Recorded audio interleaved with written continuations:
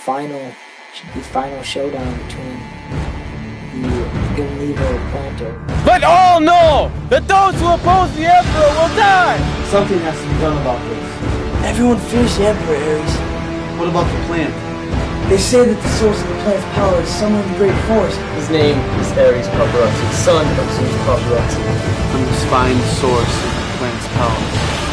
The second movie kind of ended on a kind of cliffhanger with Zeus leaving, so obviously there's going to be a lot of loose ends to tie up. Some of the main plots revolve around, obviously, Ares Paparazzi and his attempts to avenge his father's death and really seek revenge on the evil empire that's been created. It deals with Ares being kind of, becoming frustrated with life so much that he finally wants to do something about it, and he really just kind of goes on a journey. Ares decides to take on the position of avenging his father and taking back the control of the empire, and Matthias decides he'll help him. He'll be there through the whole thing. I will help you bear this burden, Ares Paparazzi, as long as it is yours to bear. What it really is kind of like a journey of self-discovery, more or less, because he really discovers who he is and what he needs to do, and who he needs to become to achieve what the people need.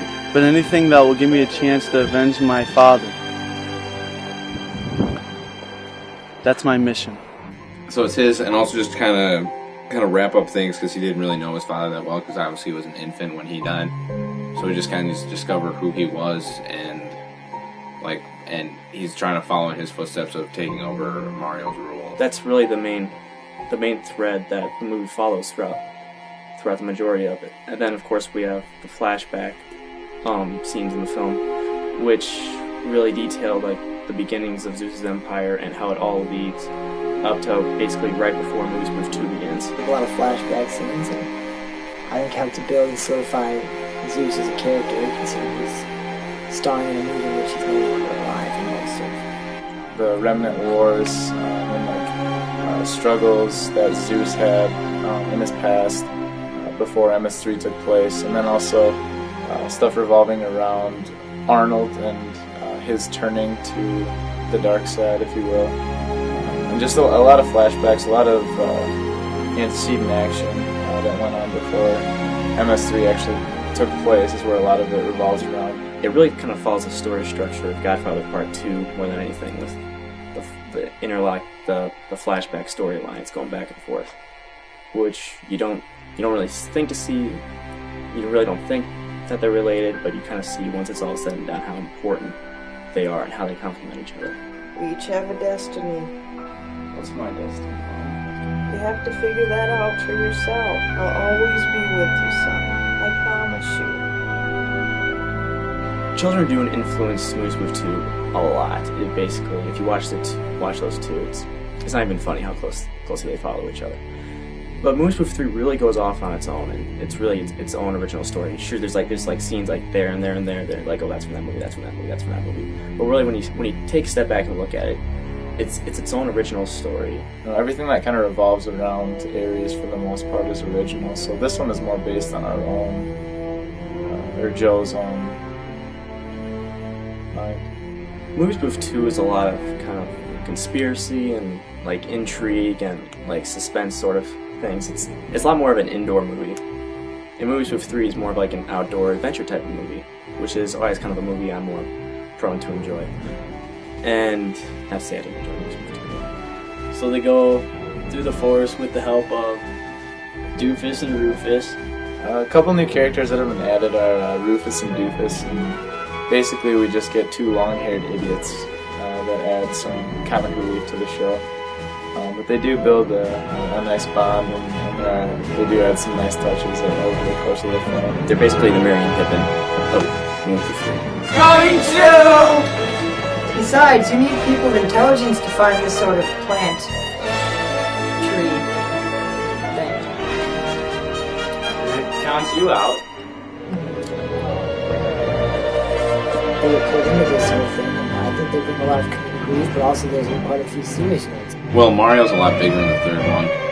He was pretty spacey, just kind of like in Zeus's flashbacks. I don't even know if he had any lines in the second one. He's got many of those. In the third one, oftentimes something even a little humorous, throwing a few smiles and laughs into the story. She's a tough cookie to break. When do you break cookies? You got like a glass full of milk, and your cookie's like too big to fit in the cup, so you gotta break it in half. And Oh, yeah. Yeah, it doesn't really apply here. So he's not exactly a new character, but does a lot bigger role. Athena is also a new character that's been added in MS3. She adds a little bit of a feminine touch, a little bit more of a love figure to have in there. With Maggie and Athena, the little romantic spark there, even with detail, and even though it wasn't that big of a deal, it still hit along the road of trying to get back something that has been taken away from you. The character I play, Felix, is pretty new. The first two movies I pretty much either had an extremely high voice or I was on for 3 seconds while I died. This one, I do die many times, but I do also have a few more lines as well. I'm pretty much just an aide to the chain of command. It goes Mario, Idaho, yours truly. I just kind of help out, lead battles. Joe pretty much cast me because I look most like Brad Pitt from Troy. Action. It is time to wake the people. Time to get them to rise and fight. A lot of hard work, a lot of time, a lot of effort went into these movies. Well, I've been a part of this film for about 4 years now. We started it my freshman year, and it's been a long run. It's had its ups and downs. Most days of filming are really fun. Hello out there in TV land. There's always the days where you just kind of don't want to be there, but you get through it because you know the outcome's going to be awesome. I know I did my fair share of complaining about the films, and it's not always fun to get up on Sunday morning and have to go out and film, fight your parents about it. But all in all, in the end, it's definitely worth it. It's been an incredible experience working with all these people. Everybody's so talented and just fun to work with. And even when we complain, I think we're out there having fun anyways. And we wouldn't be doing it still if we didn't enjoy it. I like it. I like it a lot. He's just been all day. He's been creeping up on me all day, just breathing on me. Hey, Justin should fall in the river. No! He's Yeah, not wearing there we any go. clothes.